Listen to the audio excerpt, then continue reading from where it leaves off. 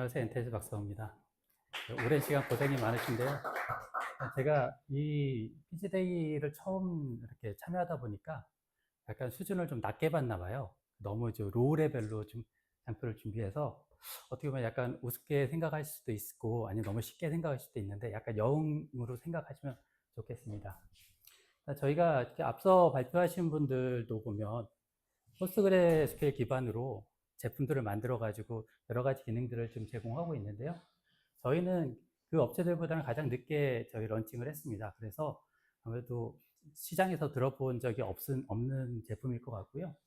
저희가 제품을 이름을 타잔DB라고 한 거는 저희 오픈소스 생태계가 다 동물들로 이루어져 있잖아요. 그래서 저희가 이 타잔이 사실 동물을 리딩하는 캐릭터이기 때문에 저희가 다 씹어먹겠다라는 마음으로 이렇게 제품을 만들었습니다. 그래서 제품을 좀 소개하도록 하겠습니다. 일단 뭐 여기 오신 분들은 대부분 다 이제 포스트그레스QL을 아실 테고 또 어느 정도 여기서 경험이 있으실 텐데 아직도 굉장히 생소하게 생각하시는 분들도 있을 겁니다. 그리고 또 최근에 포스트그레스QL이 갑자기 뜬 제품이라고 생각하시는 분들도 있을 것 같은데 이 부분에 대해서 잠깐 좀 알아보는 시간을 갖도록 하겠습니다. 포스트그레스QL은 1974년도에 마이클 스톤브레이커 박사가 인그레스 프로젝트를 시작한 것이 기원이었습니다. 그리고 85년도에 포스트 인그레스 프로젝트를 거쳐서 1996년도 포스트그레스QL로 변경하기까지 거의 50년 이상 동안 계속 지속적으로 발전하고 또 개발되어 온 제품이라고 할 수 있습니다. 특히 최근에 가장 각광받고 있는 데이터베이스들인 그 그린플럼이나 네티자, 레드시프트, 스노우플레이크, EDB 등 이름만 들어도 알만한 이런 데이터베이스들이 포스트그레스QL에서 파생되어 나온 데이터베이스라는 사실이 얼마나 이렇게 안정적이고 좋은 제품인지를 알 수 있을 것 같습니다.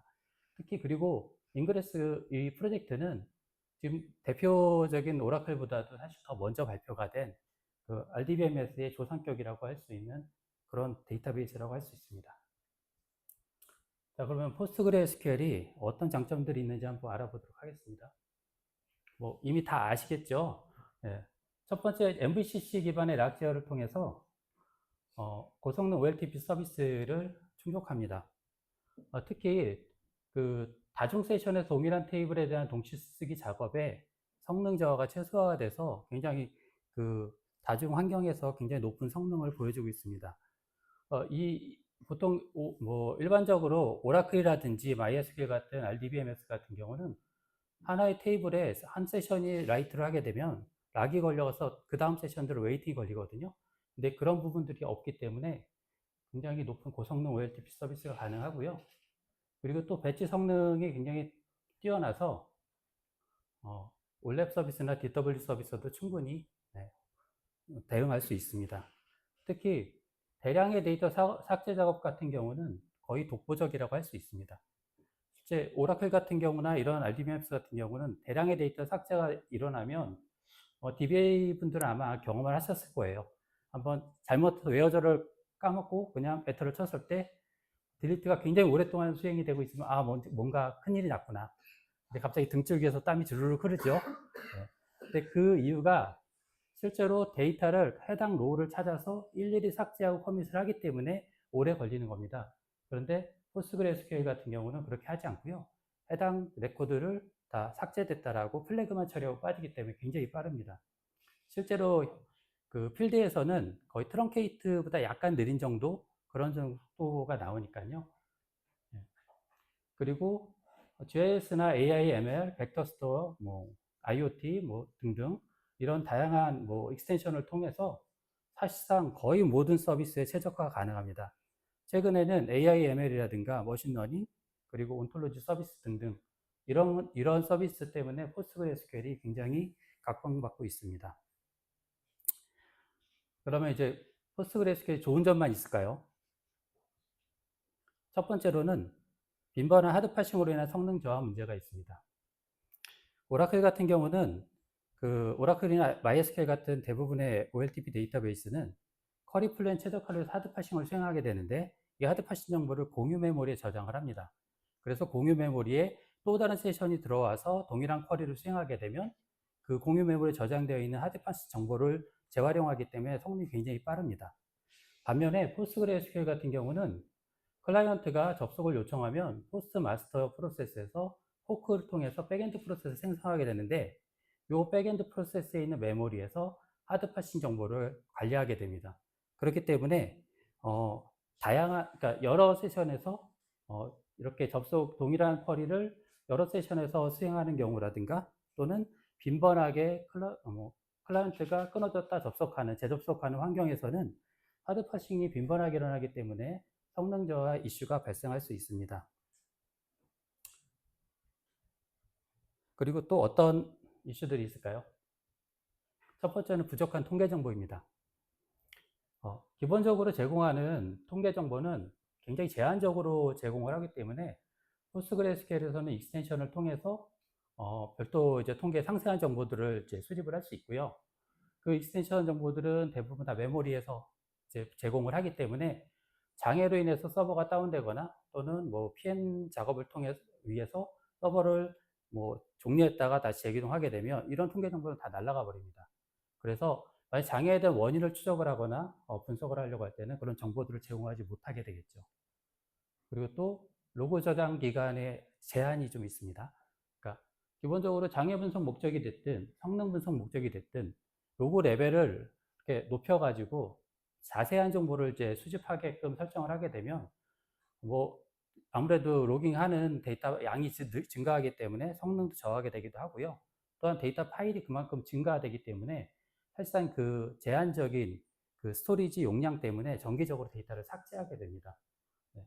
그래서 과거에 오랜 과거 또는 뭐 어느 시점의 데이터 정보를, 그 정보를 확인하려고 하면 이런 정보들이 부족하기 때문에 분석이 불가능한 그런 어려움이 있습니다.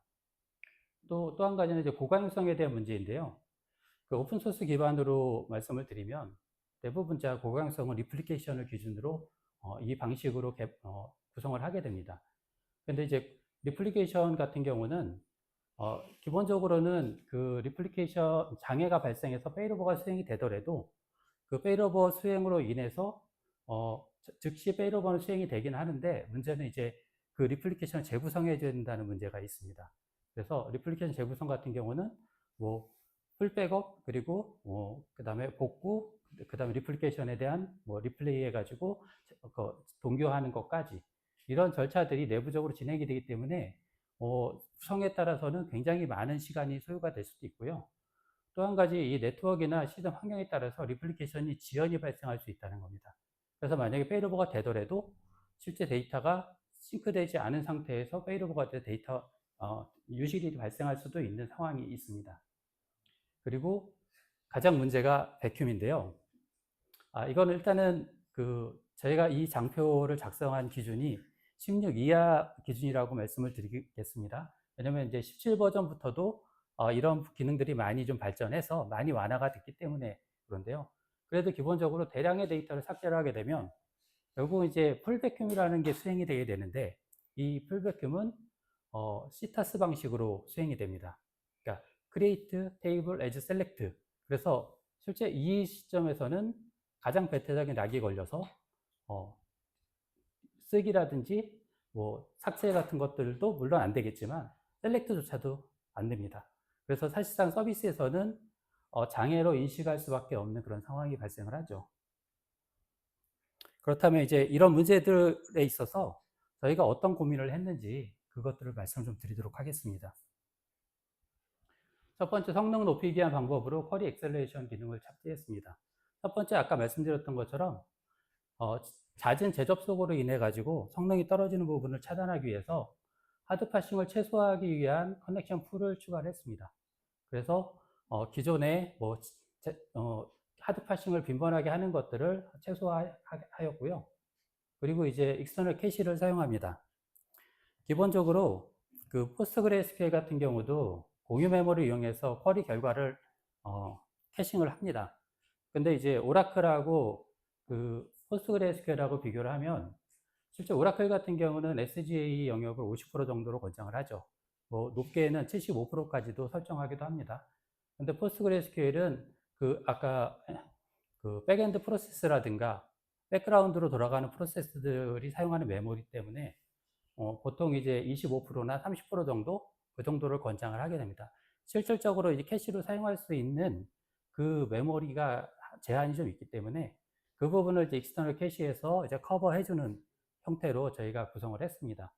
그리고 또 한 가지 이제 익스터널 캐시 같은 경우는 그 쉐어드 메모리에 사용하고 있는 데이터보다도 더 작은 데이터들만 위주로 캐싱을 하도록 설정이 되어 있기 때문에 더 빠른 처리, 그러니까 변경이 잘 일어나지 않는 데이터들에 대해서는 훨씬 더 빠른 응답 속도를 낼 수 있어서 성능 효과, 개선 효과가 있습니다. 특히 다른 제품들 중에서는 이제 이런 캐시를 도입을 했을 때 보통 이게 캐시 같은 경우 이제 키밸류 스토어를 이용해서 구성을 하거든요. 그러면 이제 키밸류 스토어에 자체적으로 API 같은 거, 키밸류 스토어 API라든지 아니면 이제 논 안시 SQL 같은 그런 구문들을 쿼리 안에다 끼워 넣는 방식으로 수행을 하는데 저희 같은 경우는 이제 그런 부분 없이 자체적으로 안시 SQL만 수행을 해도 자체적으로 캐시를 사용할 수 있도록 그렇게 구성을 하였습니다. 질문 있는데 네, PC 파스를 수정하신 거예요? 아닙니다. 이거 다 오픈소스로 제공하는 걸 가지고 했고요. SQL 좋았을 때 네. 이거를 캐싱 할지 안 할지를 뭘 가지고 그거는 기본적으로 먼저 이 캐시 서버를 찔러봅니다. 쿼리가 들어오면은 네, 쿼리가 들어오면 요 연결되어 있는 거는 pg풀하고 연결되어 있는 거고요. pg풀에서 캐시의 데이터를 먼저 찔러보고 데이터가 있으면 거기서 바로 리턴을 해주고요. 없으면 데이터베이스가 들어가서 캐싱을 하고 리턴을 합니다. PG풀에서 캐시성을 먼저 찌른다. 네, 맞습니다. 다음으로 리플리케이션 없는 HA 기능입니다. 뭐 기본적으로 이제 아까 말씀드린 것처럼 기본적으로는 리플리케이션 방식이기 때문에 리플리케이션의 그런 단점들을 해소하기 위해서 저희는 디스크 블럭 방식의 죄송합니다. 디스크 블럭 방식의 HA를 구성을 했는데요. 이 디스크 블럭 방식의 HA는 DRBD를 이용해서 구성을 했고 실제 그 DRBD 레이어에서 데이터가 들어오면은 왈로그를 찍는 그 시점에 fsync라는 함수로 호출하게 돼서 데이터의 유실이 발생하지 않습니다.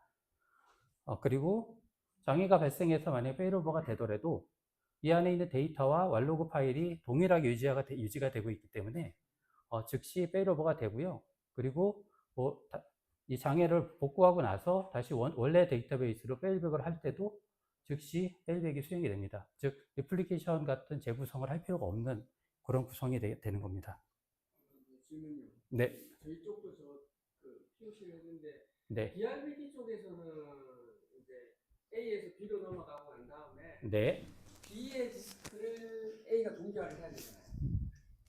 그건 액티브 양쪽 방향이었을 때 말씀이신 거고요. 아니, 그냥 지금은 이 A 디스크를 B가 네. 계속 동기화하고 있다가 네네. 페일오버가 일어나게 되면 네네. B를 쓰면서 네. 다시 A를 B에서 땡겨야 될 거예요. 네, 맞습니다. 그거 땡기는 시간이 얼마 정도 걸려요? 그러니까 이게 서버가 단순하게 그냥 프로세스가 죽었을 경우에는 즉시 바로 동기화가 시작되고요. 예. 근데 서버가 만약에 실제 다운돼 가지고서 올라왔을 때는 그 트랜지션만큼 그 동기화가 되는데 그 케이스에 따라 좀 다르긴 하더라고요. 그런데 예, 대부분 이제 거의 뭐라고 하죠? 뭐 분 단위는 아니고요. 몇 초 단위 내에서 동기화가 이루어졌습니다. 실시간으로 예를 들어서 이제 온프레미스 장비면 거의 리부팅 하는 데는 5분 정도 걸리잖아요. 네네네. 5분 이상 걸리면 그 5분 이상 여기서 운영을 했는데 이 네네. 편집이 와야 될까요? 네, 맞습니다. 그게 몇 초 안에 다 동기화가 되더라. 네, 맞습니다. 그러니까 그 말씀하셨던 미션 크리티컬한 환경에서는 아닌데요. 저희가 내부적으로 부하를 계속 주면서 그런 테스트를 수행을 했었거든요. 그러니까 1분 미만이었고요. 몇 초 단위 내에서 거의 싱크가 됐습니다. 그럼 저기 스탠바이는 PG가 쌓이는 구조가 아니에요? 아닙니다. 이제 궁금한 게 이게 네트워크 스플릿 프레임 발생하면은 네. 그건 어떻게 처리하시는 거예요? 기본적으로는 네트워크에 대한 죄송합니다. 네트워크에 대한 부분은 스플릿 프레임이 발생할 때 그 부분을 100% 해결할 수 있는 방법은 현재 없습니다. 이게 두 대로서 하기 때문에 그런 문제가 발생하는 건데요. 그럼 액티브 될 수도 있다. 네, 그럴 수도 있습니다. 그래서 그거는 룰을 가지고 이 경우에는 액티브가 어떤 게 우선한다라는 그런 룰을 적용해 가지고 그 나중에 복구가 됐을 때 최종 그 씬 정보나 이런 걸 가지고서 판단해서 얘가 이전 다시 액티브 2개 중에 한 군데가 더 낮은 씬을 가지고 있으면 그럼 그거를 죽여버리는 그런 형태로 액션을 DB 하게. 개입이 들어가야 되는 거예요. DB 스프링 쪽에서 그 발견하면- 정보를 조회해가지고서 비교하는 부분이 필요한 겁니다. 만약에 새벽에 장애하려면 그럴 경우는 어떻게 해요? 그러니까 그거 자체가요. 저희 요 HL을 구성하는 환경 내에서 그 페이스메이커를 통해서 그런 룰을 적용해주면 거기서 해결할 수 있습니다. DRBD하고 페이스메이커하고 같이 쓰시는 거예요? 네, 맞습니다. 그 페이스메이커 자체 내에서 디스크를 넘기는 기능이 있는데 네. 굳이 이 DRBD인가 그걸 쓰는 이유가 뭐예요? DRBD 같은 경우는 데이터 블록 복제가 블록복제고요. 성능이 빠르기도 하고요. 네. 그리고 또 한 가지는 이 DRBD를 이용함으로 인해서 이 트랜잭션이 누락이 발생하지 않고 네. 바로 실시간으로 동기할 수 있기 때문에 이걸 사용을 한 겁니다. 저 구조에서 페이스메이커도 필수다. 페이스메이커는 얘를 이제 페일오버를 시키거나 요 작업을 하는 목적으로, 그러니까 그러니까 즉, 요 DRBD만을 생각하면 말씀하신 것처럼 네. 사실 페이스메이커 필요 없죠. 근데 포스트그레스QL이라든지 저희가 개발한 이제 에이전트 프로세스라든지 이런 것들을 제어하기 위해서는 페이스메이커가 필요한 구성입니다.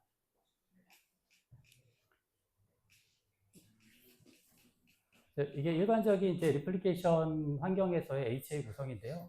1번 서버가 액티브인 경우에 2, 3, 4번이 리플리케이션을 구성을 해서 읽기 전용으로 서비스를 한다는 가정입니다. 이때 만약에 1번 서버가 장애가 발생하면 이때 이제 리플리케이션이 다 끊어지기 때문에 요 이후에 데이터가 새로 들어온 것에 대해서 이쪽 읽기 전용 서버의 데이터가 일치하지 않는 불일치 현상이 발생합니다. 사실상 이것도 장애인 거죠. 그래서 이거를 이제 해소하기 위해서는 2번 서버를 마스터로 하는 리플리케이션 재구성을 해주거나 또는 1번 서버로 페이백을 한 이후에 다시 리플리케이션을 재구성해주는 이런 복잡한 작업을 해야 되는데, 이 경우에 이제 시스템 데이터의 양이라든지 구성에 따라서 하루 종일 걸릴 수도 있는 굉장히 큰 작업이라서 이런 리스크가 좀 있고요. 반면에 저희 같은 경우는 이렇게 HA 구성을 해서 VIP로 구성을 합니다. 그 구성을 한 이유는 뭐냐면 이쪽 읽기 전용 서버 쪽에서 바라볼 때 얘가 1번 서버에 있는 데이터를 바라보는지 2번 서버에 있는 데이터를 바라보는지 굳이 알 필요가 없기 때문에 VIP를 구성을 했고요. 이때 저희 HL 통해서 이 데이터와 왈로그가 동일하게 일치하기 때문에 페일오버가 되더라도 읽기 전용 서버에서는 데이터가 계속 동일하게 유입이 됩니다. 그래서 그리고 이제 아까 말씀드린 것처럼 저희가 이제 분석에 대한 데이터가 부족한 부분이 있어서 그런 부분들은 이제 그 오라클의 어떤 그 기능을 이제 차용해 가지고 저희가 이제 별도 레파지토리를 추가했습니다. 그래서 그 익스텐션에서 수집되는 정보라든가 서버나 로그 정보들을 저희가 추출해 가지고 레파지토리에 저장을 하게 되고요. 그래서 그 레파지토리로 실시간 모니터링도 제공을 하고 이후에 과거 데이터에 대한 분석이나 이런 것도 쿼리를 가지고 저희가 분석을 할 수 있게끔 그런 기능을 추가했습니다. 그리고 저희 이제 통합 모니터링 솔루션에서는 저희 타잔DB뿐만 아니라 일반적 커뮤니티 버전이라든가 다른 이제 포스트그리 기반의 다른 데이터베이스도 다 통합 모니터링을 할 수 있게끔 그렇게 제공을 하고 있습니다. 그리고 저희가 이제 타잔DB를 포스트그리를 위한 이제 통합 기술 지원 체계를 갖추고 있는데요. 여기에는 이제 기본적으로 포스트그레스QL의 가장 큰 장점이라는 게 DB 자체뿐만 아니라 다양한 환경에 필요한 익스텐션이나 패키지들을 구성하고 그 서비스에 최적화시키는 건데, 거기에 맞는 여러 가지 패키지들을 설치해주고 거기에서 발생하는 어떤 문제들, 그런 기술 지원 부분도 같이 통합적으로 지원해 드린다는 말씀을 드립니다. 물론 이제 익스텐션 같은 경우나 이런 패키지를 저희가 직접 수정할 수 있는 능력은 없죠. 근데 하지만 이제 저희가 다년간의 운영을 해왔던 경험상 어떤 방식으로 이용해야 되고 어떤 식으로 설계를 하고 어떤 워크라운드를 제시할 수 있는지 그런 것들에 대한 부분들을 저희가 제공해 드린다라는 부분이고요. 그리고 단순히 기술 지원의 뿐만 아니라 저희가 이제 시스템이나 SQL 튜닝 서비스도 제공하고요. 그리고 설계나 구축, 마이그레이션 컨설팅에 대한 서비스도 별도 제공을 하고 있습니다. 네. 그리고 저희가 가장 강조하는 부분인데, 저희가 이제 저희 회사는 단순히 DB 서비스만 하는 회사가 아니고요. SKT 쪽에 솔루션을 개발하고 서비스하고 납품하는 회사입니다. 그래서 고객사에서 이 포스트그레스QL, 그러니까 타잔DB와 관련돼서 뭔가 커스터마이징이 필요한 기능이 있거나 그러면 저희가 직접 개발해 가지고 납품도 해드립니다. 물론 이것도 기술 지원 서비스에 포함되는 내용입니다.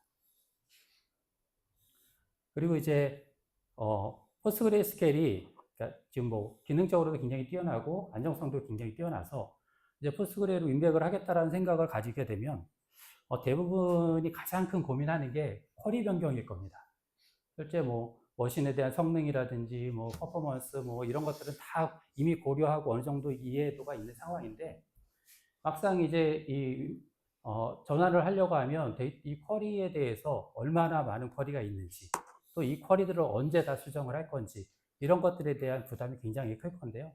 그러니까 저희가 AI 전문 기업하고 이제 협업을 통해서 이렇게 AI를 이용해서 쿼리 마이그레이션 서비스를 저희가 제공하고 있습니다. 기본적으로 이제 데이터베이스 안에 있는 테이블이나 프로시저, 뭐 패키지 이런 것들은 물론이거니와 뭐 이런 그 파일에 있는 소스 파일에 있는 쿼리들 다 추출해 가지고 AI를 통해서 전환을 해드리고요. 보통 이렇게 전환한 경우에 쿼리 변경의 정확도가 90% 이상을 지금 확인했고요. 그리고 비용적인 부분도 전문 그 쿼리 개발자를 통해서 쿼리를 변경하는 것 대비 40% 이상 비용이 절감되는 걸 확인했습니다. 현재 기준이 오라클인 거죠?